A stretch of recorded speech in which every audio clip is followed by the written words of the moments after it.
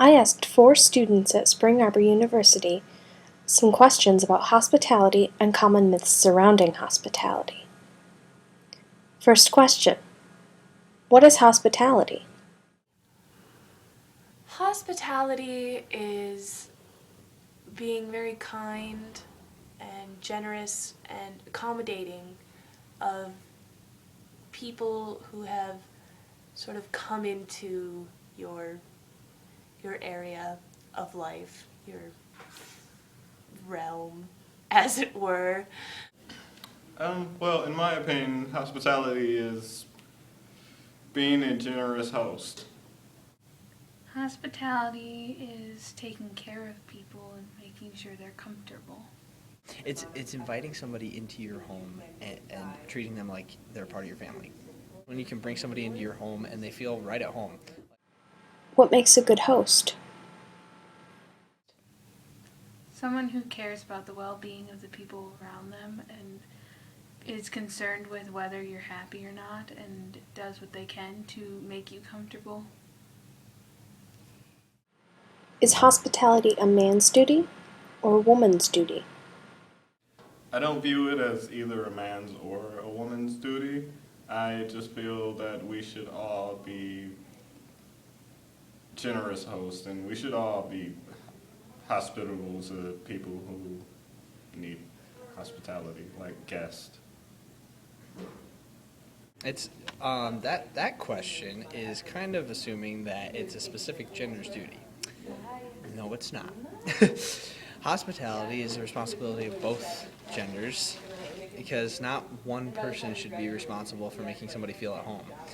Like at my house, if you come to my house, my parents will be like, "The kitchen is yours. If you're hungry, eat something out of the kitchen." My dad will will have the game on the TV and invite you to come sit down. And my mom will probably invite you to look at her pictures or something like that. And so it's just depending on what you want to do, actually. So I don't think it should be. I don't think it should be confined to one specific gender. I don't see hospitality as a gender-specific duty. I've seen very hospitable men and women in my life. From my great aunt Lois baking pound cakes to my dad handing a bunch of us kids when it was our family reunion the coin jars so we could go out to the ice cream truck when it came around the cul-de-sac. I don't think you should use your gender as a reason to not extend a welcoming, kind gesture to someone. Have you ever had a bad host?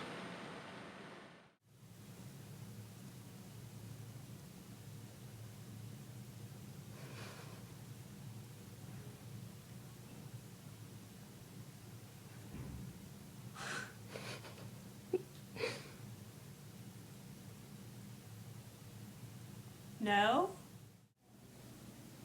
That's a hard question. I tend to not remember the bad hosts that I have, typically because I don't normally go back. I couldn't tell you one of them because I can't remember. How much do you think it costs to be a host?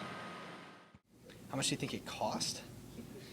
I don't even know if you could put a monetary value on that because there's time, effort, and well, obviously there's the monetary stuff like food and cleaning supplies and all that. I mean, you want your house to be at least presentable. If you're talking about a house, that is, you want it to be at least presentable to somebody. It doesn't have to be perfect, but cleaning supplies that costs money. Food, you're like, hey, if you want something to eat, here you go. Food costs money. Let's see. Your time is invaluable. So if you take the time to do stuff for people, that means that they actually matter to you. So time is invaluable. But putting the actual money amount on there, I don't think I could do that. I don't think that's possible. Don't know. That's a hard question. I don't think it costs as much as we think.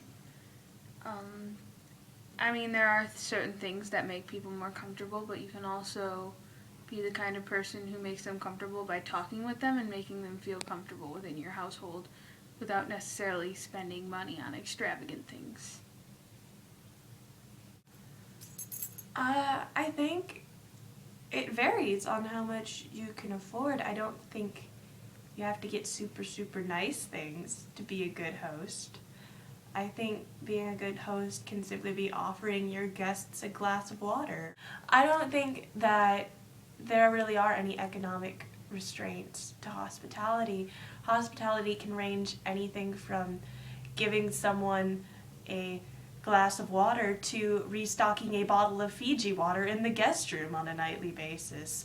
You really can go as far as you want to go with that. And there's a lot of opportunity to be a gracious host without breaking the bank. Is it possible for a college student to demonstrate hospitality? Yes, in my opinion, I believe so. I mean, our dorms to us, our rooms are like our homes, and inviting other people into them,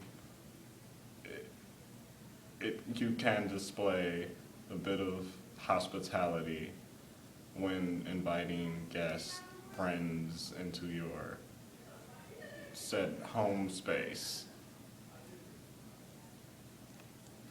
I mean, even on a college campus with a college student budget, I think we still have room to be hospitable.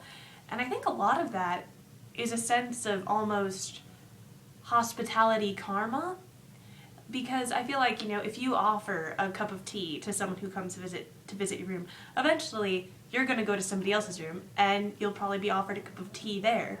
Therefore, I think, overall, it doesn't cost you more in the tea department because it's just a common thing where everyone shares tea. And likewise with hospitality, I feel like if you extend courtesy to someone who is visiting you, eventually you're going to visit someone who extends similar courtesy to you, and it all makes up for itself.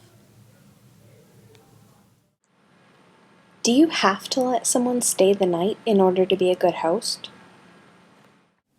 I don't think so.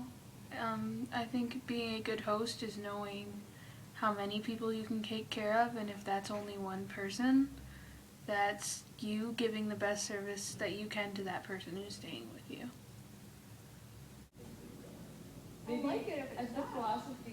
No. I don't care if there's 15 people or one or half a person. If it was my house would be open to anybody. To be a good host, you just have to make people feel at home and make them feel welcome. So yeah, I don't think it matters how many people there are. It just matters how you treat them. Do you have to let more than one person stay to be a good host? No, I don't believe so. I mean, there's a number of things that you could do to be a good host. Just taking care of your guests and making sure that they have what they need to survive is being a good host.